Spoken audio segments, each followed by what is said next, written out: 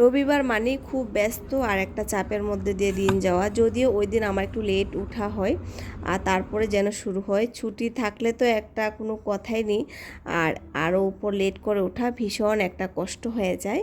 তো সেরকমটাই রাজার বাবা আমাকে ফোন করে বলছে যে নিচে একটা জলের বোতল নিয়ে আসো। আর ওই দিন এটা তো গত রবিবারের একটা ব্লগ, তো রাজার বাবা ছুটি ছিল। তো এখানে গ্যারেজ রুমটা আমাদের একদম ভেঙে গিয়েছে, তো গতবার বানিয়েছে, তো এই বছর একদম ভালো করে শীট টিট দিয়ে বানাচ্ছে একটু মজবুত করে। যদিও আমরা এখানে বেশি দিন থাকছি না, তবে তার আমাদের পরে যে আসবে ওনাদের সুবিধা হবে, যেহেতু আমাদের একটা সম্পদ এখানে রাখা হয়, সেটার দিকে ধ্যান রাখা অনেকটাই প্রয়োজন মনে হয়। তো সেই জন্য ওর বাবা কী করেছে, এখানে খুব ভালো করে একটা ঘর বানিয়েছে, সেটা অন্য ব্লগে শেয়ার করব। আর গতদিন মানে আমাদের ঘরে রাজার বাবার বন্ধু এসেছিলেন ফ্যামিলিকে নিয়ে, তো ওরাও মিষ্টি এনেছে, আমরাও মিষ্টি এনেছিলাম, বিভিন্ন খাবার দাবার এনেছে, তো সেগুলো তো গুছিয়ে গাছে রাখলাম। বাকি মিষ্টিটা রাতে গুছাইনি, ভাবলাম পরের দিন এটা ঠিকঠাক করব। তো রাজা টুকটুক করে খাচ্ছে আর খেয়ে তো তারপর একটু অসুস্থ হয়েছে, কিন্তু ভাবলাম তখন তো আর জানা ছিল না। আর আমি একটা দুটা, কারণ আমার তো আর বসে খাওয়ার সুযোগ নেই, টুকটুক করে খেয়ে নিচ্ছি ওই কাজ করতে করতে যতটুকু এইসব খাওয়া হয়। তো ভাবলাম এগুলো একই সঙ্গে করে একটা কন্টেনার রেখে দিই আর প্যাকেটগুলো ফেলে দেবো, ডাস্টবিন আসলে ফেলে দিতে আমার সুবিধা হবে। তো সেরকমটা মাছটা বসিয়েছিলাম, এমনিতেই রাজার বাবা ফোনটা এসছে জলটা যেন দিয়ে আসি, এমনি আমি অফ করে আগে জলটা দিয়ে আসলাম। আর এদিকে এসে একদম অল্প মাছ এখন রান্না করছি, 3 পিস, একটা ভাজা দেব আর 2 পিস ঝোলের মধ্যে দিয়ে দেবো। এদিকে সকালবেলা মোটামুটি ঘরে কাজ কমপ্লিট করেছি, যেহেতু আগের দিন অনেক রান্না বান্না মিষ্টি টিষ্টি ছিল, তো সেই কাজগুলো কমপ্লিট করে দুপুর হয়েছে রান্নাটা করতে। এমনিতে উঠেছি লেট করে। আর এখানে ছড়া দিয়ে আর একটা আর শুধু একটাই ঝোল করব। গত দিনের সবজি টবজি অনেকটা আছে নিরামিষ, তো সেগুলো দিয়ে আমার আর বাবার হয়ে যাবে। আগামীকাল তো সোমবার। আর এখানে মশলা একটা রেডি করে নিলাম, এই যে ঘরের মধ্যে যেগুলো রেগুলার রান্না হয়, মরিচের গুঁড়া, ধনে গুঁড়া, জিরে পাউডার, মরিচ, হলুদ, নুন হলুদ দিয়ে যে একটা মশলার ব্যাটার বানিয়েছি হালকা করে, আর শুধু ছড়া দিয়ে শুধু মেথি আর ফোড়ন দেব, হ্যাঁ চিকন জিরা আর মেথি ফোড়ন দিয়ে শুধু হালকা করে ঝোলটা করব। আর এটাই রাজার বাবা অনেক পছন্দ করে। ওই নিরামিষ টিরামিষ থাকলে না আমি একটা সিম্পলই রান্নাবান্না করি, কারণ একে তো সময় থাকে না, নানান দিকে কাজ থাকে।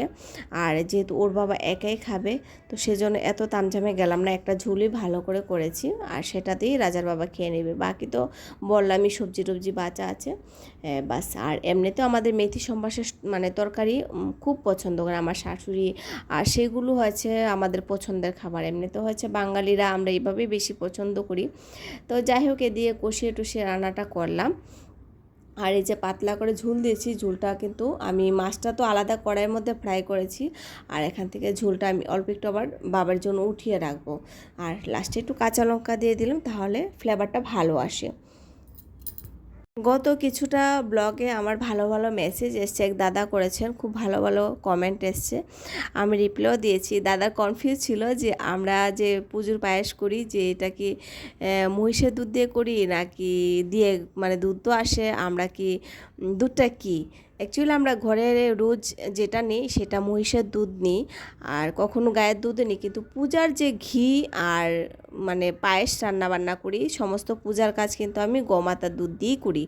গোমাতার ঘি দিয়ে আমি একদম স্পেশাল দাঁড়িয়ে থেকে আমি পিওরটা নিয়ে আসি। এখানে কিন্তু দুটোটাই পাওয়া যায়, তবে আমরা কিন্তু একদম খাঁটিয়ে নিতে পারি। সে ক্ষেত্রে বলবো আমি অনেকটা ভাগ্যবান যে আমি নিজের চোখে দেখে আনতে পারি। সেটাতে দাদা আপনি আর আমি কমেন্ট করেও দিয়েছি যে না এটা গোমাতার দুধ। দাদার একটা কনফিউজ ছিল, আশা করছি আপনার যে ইয়েটা ছিল সেটা মানে ধারণাটা ছিল সেটা ভেঙে গেছে। তো আমি গোমাতা দুধ দিয়ে পায়েস করেছি। আর আমাদের ঘরের জন্য মাঝে মধ্যে নিই মহিষের দুধটা নিই, তবে দিল্লিতে যখন নিতাম তখন সেই দুধটা একদম কোয়ালিটি 1 নাম্বার ছিল। এখানে দুধটা একটু ভেজাল আছে, তো সবসময় গায়ের দুধও নিই মহিষের দুধও নিই, দুধটা আমরা অল্টারনেট করে রাখি।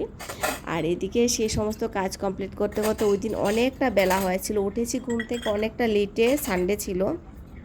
মানে সকালবেলার কথা বলছি। তবে কাজ কমপ্লিট করেছি, একটু রাত হয়েছে। হঠাৎ সন্ধ্যা দিয়ে আমি ঘুমিয়েও পড়েছিলাম আধা ঘন্টার জন্য। উঠে দেখি একদম অন্ধকার। তাড়াতাড়ি করে রাজা বাবা তো ঘুমাচ্ছে, বাবাও ঘুমাচ্ছে। ওরা যতক্ষণ ঘুমিয়ে থাকে ততক্ষণে আমার কাজটা ঘরের মধ্যে একদম চুপচাপ হয়। তো ভাবলাম ততক্ষণে আমি ঠাকুরের কাজটা কমপ্লিট করে আসি। এদিকে মানে পূজা, তারপর সোমবারের জন্য কিছুটা কাজ এগিয়েও রেখে দিলাম। রেখে টেকে তারপরে যাব আবার রাতে একটু ভাত রান্না করব। আর মাঝে মধ্যে যে কাজকর্ম থাকে, প্রচুর কাজ থাকে, তো আমি তো ছোটো ছোটো ব্লগ দিই, সেই জন্য সেগুলো আর শেয়ার করতে পারি না। তো এদিকে ঠাকুরের বাসন ধুয়ে আবার শুকনা কাপড় দিয়ে মুছেও রাখতে হয়, তা না হলে বাসনগুলো আমার কালো হয়ে যায়। তো এদিকে কিন্তু আপনাদের সঙ্গে সেই জিনিসটা একটু শেয়ার করলাম যে আমি কিভাবে ঘরের কাজটা এগিয়ে রাখি। আর কয়েকটা দিন ধরে ভালো করে অসুস্থ হওয়ার পর না এতটা কাজও করতে পারছি না। তো যতটুকুই হয় অতটুকু আপনাদের সঙ্গে শেয়ার করি। আর মিনি মিনি ব্লগ দিই, সেগুলো আপনারা চাইলে ওয়াচ করতে পারেন। আর ফেসবুকে ছোট্ট ছোটো রিলস দিয়ে পিঙ্কি.p দিয়ে সার্চ করলে আপনারা হয়তো পেয়ে যাবেন। দেখা হচ্ছে আরেকটা ব্লগে, টাটা।